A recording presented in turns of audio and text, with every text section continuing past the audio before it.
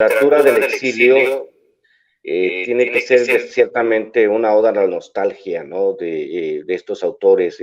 Al final de cuentas, no sé, de repente siento yo como que es aquella exploración del paraíso perdido, ¿no? Y cómo van reconstruyendo los trozos de la identidad a través de la literatura. No sé qué me puedan decir ustedes al respecto, porque leo el cuento, acabo de leer el cuento que el buen Ramón Cuellar tuvo bien traducir al español para tratar de entender, ¿no? La narrativa, esa narrativa donde se quedan, como digamos, de cierta manera, se quedan anclados los recuerdos, ¿no? Y a partir de los recuerdos van esforzándose en construir una identidad a pesar de que pues, se escriba en inglés. A mí me parece bien interesante el tema de ver a un narrador que a final de cuentas no pierde ese sentido de identidad a pesar de ser, digamos, en algunos aspectos muy inglés o una mezcla de lo inglés y lo africano. No sé cómo lo vean ustedes.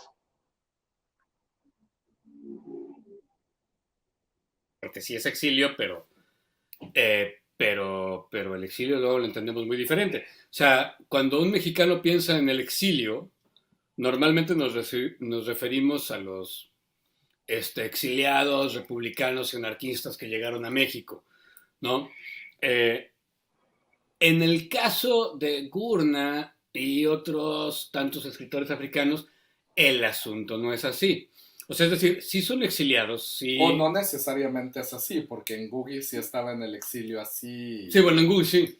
Sí, o sea, no necesariamente es así, porque, y ahí viene lo complicado del asunto, o sea, sí fueron personas perseguidas, pero la razón de la persecución tiene que ver con que ya fueran ellos o sus familiares fueron parte del régimen colonial.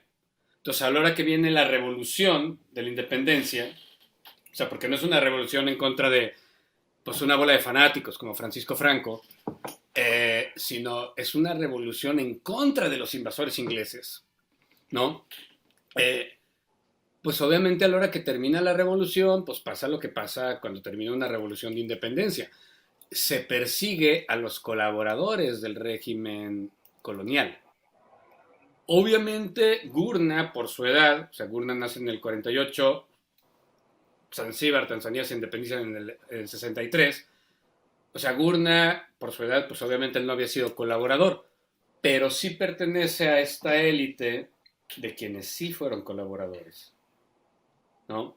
Y sí es horrible la persecución que tienen los musulmanes después de la independencia. De hecho, hay masacres y demás, ¿no? Y hay unas tomas aéreas espeluznantes de las masacres de musulmanes allí en Zanzíbar.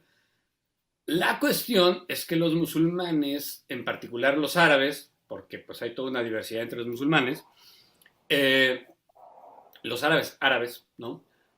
Ellos habían sido los primeros colonizadores de Zanzíbar. O sea, antes de que llegaran los portugueses, los alemanes, los ingleses, los que ya eran el poder eran los árabes.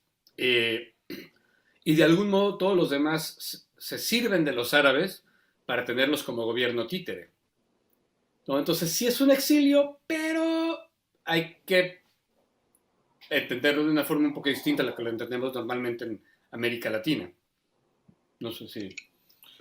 Sí, y que tiene mucho que ver con la estructura del colonialismo en África, que en general como pocos europeos tenían intenciones de mudarse a África a administrar los territorios que invadieron en África, salvo en Sudáfrica y un par de lugares más.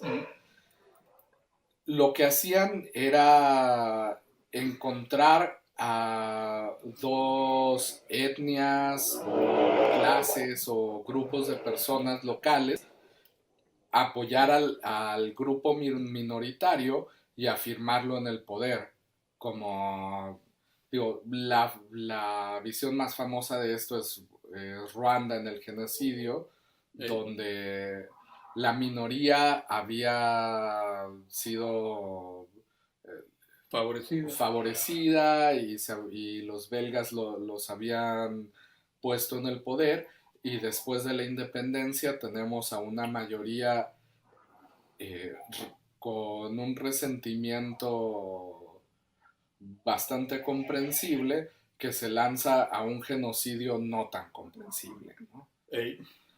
Y esto es algo muy, muy común en la historia africana. Y en el caso de Tanzania lo que tenemos es esa división entre un grupo de musulmanes, ya sea árabes o no, que ocupan este lugar de la minoría que colabora y domina a una amplia mayoría, en su mayoría bantú del área, ¿no?